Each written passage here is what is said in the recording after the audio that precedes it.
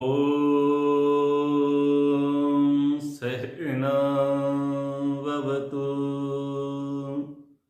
सहनौ भुनक्तु सह वीर्यं करवावहै तेजस्विनावधीतमस्तु मा विद्विषावहै। ओम शांति शांति शांति। सांख्य दर्शन के 6वें अध्याय का पाठ चल रहा है और यह सांख्य की अंतिम कक्षा रहेगी। सूत्र संख्या 63 है। विशिष्टस्य जीवत्वम अन्वय व्यतिरेकात्। जो आत्मा अहंकार सहित है उसी का नाम जीव है और उसी का पुनर्जन्म होगा अन्वय व्यतिरेक से। जो अहंकार से विशिष्ट है, युक्त है, जिसको मैं हूं इस तरह की जो अनुभूति होती है, जिसको मैं हूं का भान हो रहा है, ऐसे आत्मा की जीव संज्ञा होती है और उसी को जीव कहते हैं। जीव होने वाली बात अन्वय और व्यतिरेक न्याय से सिद्ध होती है।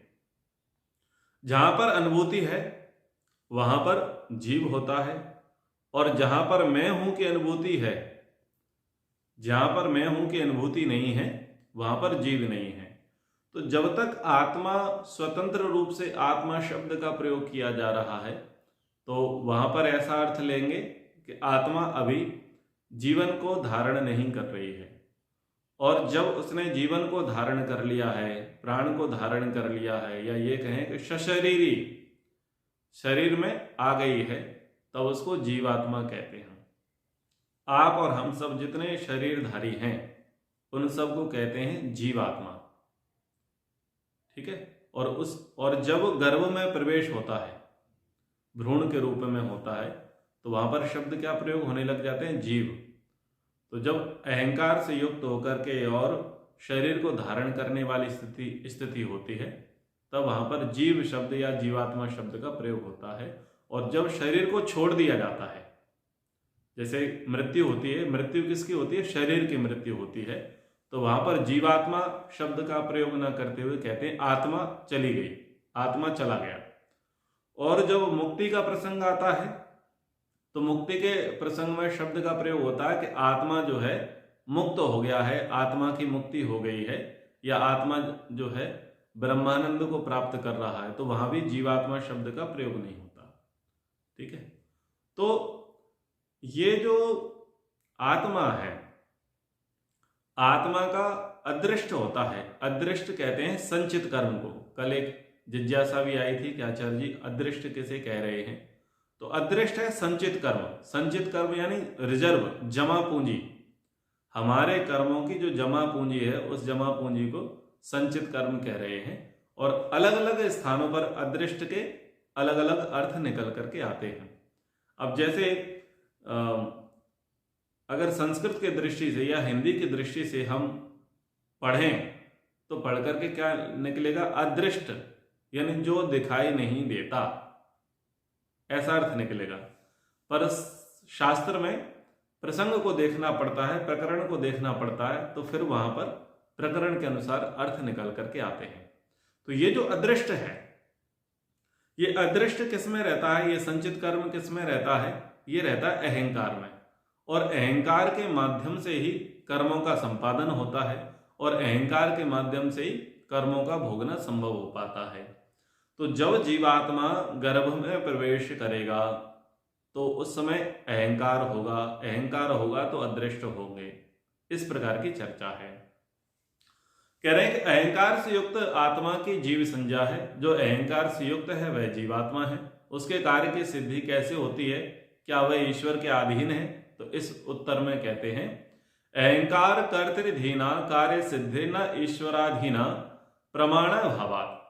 जीवात्मा के जो भी कर्म होते हैं उसमें अहंकार सहयोगी बनता है, ईश्वर के अधीन नहीं होता। इस संदर्भ में प्रमाणों का अभाव होने से बहुत सारे लोगों की ऐसी मान्यता है कि हम जो कुछ भी कर्म कर रहे हैं वो सब क्या है? ईश्वर के अधीन है। ईश्वर की ही मर्जी से करते हैं, ईश्वर की ही प्रेरणा से करते हैं।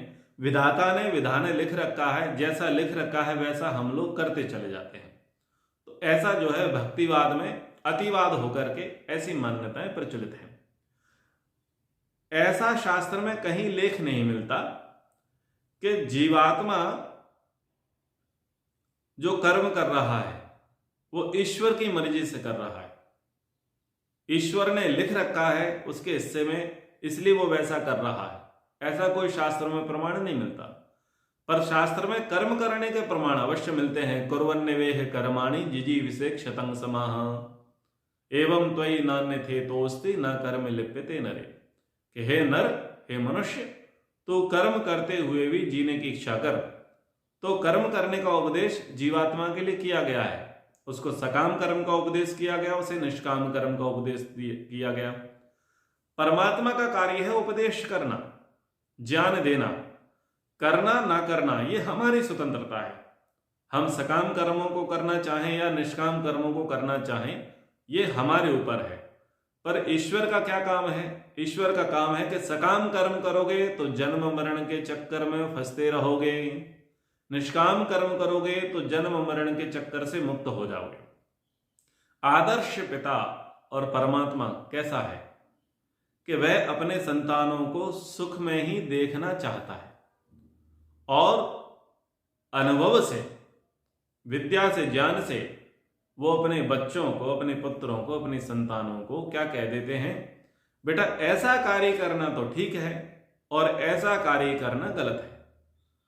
अगर गलत कार्य को करोगे तो परिणाम में दुख मिलेगा, पाप लगेगा, ऐसे ऐसे दंड मिलेंगे, और अच्छे कार्य करोगे तो परिणाम में सुख मिलेगा, प्रोत्साहन मिलेगा, उत्तम गति की प्राप्ति होगी, स्वर्ग मिलेगा, मुक्ति मिलेगी, आदि आदि। और गलत कार्य नहीं करना चाहिए, अच्छा कार्य करना चाहिए। ऐसा उपदेश एक पिता अपने पुत्र को कर देते हैं। अब पुत्र पर निर्भर करता है कि वह उन उपदेशों को स्वीकारेगा या नहीं स्वीकारेगा, ये उसकी अपनी स्वतंत्रता है। पिता ने कितने प्रतिशत या कितनी मात्रा में बच्चे को उपदेश किया और बच्चा कितनी मात्रा में उन उपदेशों को ग्रहण करे, कितने प्रतिशत वह उनका अनुकरण करे, उनको फॉलो करे, ये तो बच्चे की अपनी बुद्धि, अपने संस्कार और उसकी अपनी अपनी स्वतंत्रता है। ठीक है। तो जीवात्मा के जो भी कर्म होते हैं उसमें अहंकार सहयोगी बनता है, ईश्वर के अधीन नहीं है। बोले ईश्वर की मर्जी के बगैर पत्ता नहीं हिलता, बात ठीक है। यहां ईश्वर की मर्जी के बगैर पत्ता नहीं हिलता का तात्पर्य क्या है कि ईश्वर मुख्य है, निमित्त है। ईश्वर ने ही प्रकृति से संसार बनाया, ईश्वर ने ही हमको अपने कर्मानुसार भोग प्रदान किए, अनेक अनेक योनियां हमें प्रदान की, और योनियों में किस प्रकार से रहना है उस प्रकार की व्यवस्थाएं, सुविधाएं परमात्मा ने हमारे लिए करके दी हैं। तो चूंकि ईश्वर सर्वाधार है, इस दृष्टि से तो कह सकते हैं कि ईश्वर की मर्जी के बगैर पत्ता नहीं हिलता, यानी वो मुख्य कारण है। लेकिन हर कर्म के पीछे परमात्मा कारण है, हर किसी के कर्म के पीछे परमात्मा कारण है, ऐसा नहीं है। क्योंकि कर्ता ही भोक्ता होता है। यहां पर कहा कि अहंकार के माध्यम से कर्म कराए जा रहे हैं, और कर्म कराने वाला कौन है? जीवात्मा। तो अहंकार के साधन से हम जितने भी कर्म करते हैं उसका फल तो हम ही भोगते हैं, चाहे वो फल दुख रूप में आए या सुख रूप में आए, उसका फल जन्म जन्मांतर की यात्रा हो या उसका फल मुक्ति की प्राप्ति हो, वो तो हम ही भोगते हैं। तो यदि हम ईश्वर के ही आज्ञा से या ईश्वर के ही आदेश पर या ईश्वर की ही मर्जी से कर्म करेंगे तो जैसे अहंकार को फल की प्राप्ति नहीं हो रही, ठीक है, सारा फल की प्राप्ति किसे होनी चाहिए? ईश्वर को प्राप्त होना चाहिए। अच्छा और बुरा किसको लगना चाहिए? ईश्वर को लगना चाहिए। बंधन और मोक्ष किसका होना चाहिए? ईश्वर का होना चाहिए। परंतु ईश्वर का तो ना बंधन है ना मोक्ष है। क्या तात्पर्य हुआ? ईश्वर करता नहीं है इसलिए वह भोगता नहीं है, आत्मा करता है इसलिए आत्मा भोगता है। ठीक है। भक्ति की दृष्टि से कह दिया कि ठीक है, हमारा ईश्वर प्रणिधान है, हम ईश्वर को ही हाजिर नाजिर मान करके, सर्वव्यापक मान करके हम उसी की प्राप्ति के लिए कर्म कर रहे हैं, उतनी बातें ठीक है। आगे कह रहे हैं कि जीव के कर्म की सिद्धि अहंकार के अधीन मानी है, वह अदृष्ट के अधीन माननी चाहिए। जैसा जैसा जिस जीव का अदृष्ट कर्म होगा वैसा वैसा उस जीव की कार्य सिद्धि होगी। तो इस पर कह रहे हैं सूत्र संख्या 65, अदृष्टोद भूतिवत समानम। यदि अदृष्ट के अधीन कर्मों की श्रुति माने तो अदृष्ट भी स्वतंत्र नहीं है, वह अहंकार के अधीन है, इसलिए अहंकार से ही कर्म सिद्धि होती है, यही मानना चाहिए। अदृष्ट की जो उत्पत्ति हुई थी वह भी तो जीव के कर्म से अदृष्ट की उत्पत्ति हुई थी। कर्मों से अदृष्ट बना, जिस कर्म से वे कर्म अहंकार के निमित्त से हुए। जैसा कि पहले ही कहा था, चिदवसाना भुक्ति तत्कर्मार्जितत्वात्। इसलिए यह समान बात है कि चाहे इसके कर्म को अदृष्ट के अधीन मानो, कार्य सिद्धि तो अहंकार से ही होगी। ठीक है, बिना अहंकार के कार्यों की सिद्धि नहीं होगी। आगे कह रहे हैं कि जीव के कार्यों की सिद्धि अथवा कर्मों की प्रवृत्ति अहंकार रूपी अंतःकरण के माध्यम से हो गई, परंतु उसके कर्मों के फल का जो भोग है उस भोग की अनुभूति जीवात्मा किस उपकरण से करता है।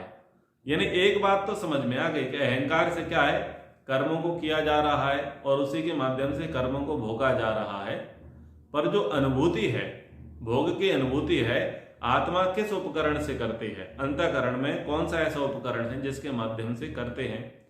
तो सूत्र संख्या 65 में कहा, महतो अन्यत, कर्म करने से जो भिन्न कार्य है सुख दुख भोगना, वह महतत्व से होता है। तो यहां सांख्य में इसको महतत्व रूप दिया, महतत्व यानी बुद्धि, और अन्य जगह पर इसको क्या नाम दिया गया, मन लिया गया, अपने अपने प्रकरण के अनुसार। तो कार्य सिद्धि से अर्थात कर्म के संपादन से भिन्न जो दूसरा कार्य है उसको तो कहते हैं मुक्ति। तो भोगना, भोग की अनुभूति करना, यह बुद्धि रूप अंतःकरण का कार्य है। जीवात्मा इस बुद्धि तत्व के द्वारा भोग की अनुभूति करता है। सभी भोग बुद्धि रूपी पदार्थ पर आरूढ़ रहते हैं। जीवात्मा भोग को बुद्धि नामक अंतःकरण से भोगता है, उसके अभाव होने से भोग का भी अभाव हो जाएगा। इससे विमुक्ति समझ लेनी चाहिए। अगर उस अंतःकरण रूपी महतत्व का अभाव है तो इसका क्या अर्थ है, उसकी विमुक्ति हो गई है, उसकी मुक्ति हो गई है। आगे कह रहे हैं, महतत्व के पश्चात प्रकृति पुरुष के साथ संबंध किस तरह से है। यानी दो तत्वों की चर्चा हो गई है, एक अहंकार की चर्चा हो गई है और दूसरी महतत्व की चर्चा हो गई है। अहंकार से कर्मों का संपादन हो रहा है और महतत्व से फलों को भोगा जा रहा है।